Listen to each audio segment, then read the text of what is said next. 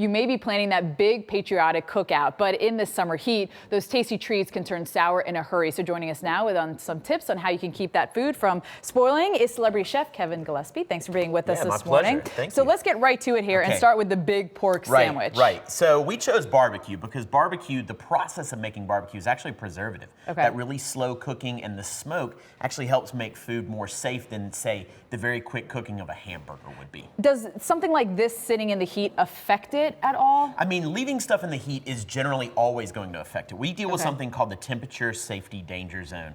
And in ambient in-room temperature, that's about 4 hours. Now, when you take it outside, we're talking half of that at most, so 2 hours, maybe an hour. So in truth, regardless of what it is, you should always try to make sure that you keep an eye on it. Okay, how about the coleslaw plate? Right, so we have two different salads here that are traditional to 4th of July, coleslaw and potato salad. Now, this coleslaw is made the traditional way, so it has milk, it has dairy, it has mayonnaise in it, and that's a kind of a no-no. It's delicious, but it has to come from the fridge, eat it, and go back. This is a potato salad that's actually made with oil and vinegar rather than mayonnaise, and so this can handle a lot of more time, so hours, frankly, in the sun without making anybody sick. Very interesting. Now, the condiments. You know, a lot of people like to try to stick them on ice. Does that even help? I mean, it can, but remember that when you keep something on ice or any sort of temperature situation, it's below 40 degrees that's safe and above 140 that's safe, and everything in that middle isn't. But things like ketchup and mustard are much less of a concern because they have a lot of sugar or they have a lot of vinegar to keep them safe.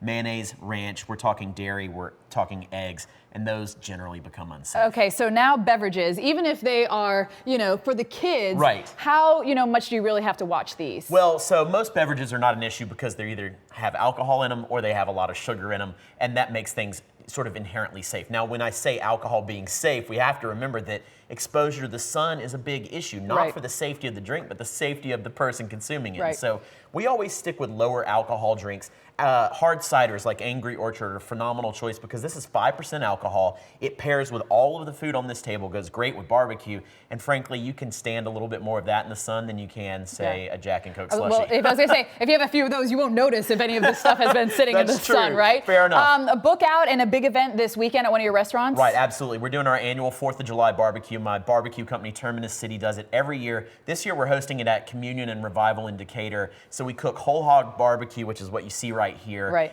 And a lot of the profits from this actually go to a local veterans organization treating PTSD. We're only missing. That's phenomenal. We're just missing one thing, Kevin: the forks. No one brought the fork. They set up beautifully, but they're missing the forks. They told me you were going to eat it with your hands. Well, you know what? The sad thing is I would do something like that. That is the thing. Kevin Gillespie, thank you so much. Celebrity chef and owner of Gun Show and also Revival. And of course, you can always get his book. This is out. I'm assuming you can get on all across the country. You can buy it from us at redbeardmerch.com.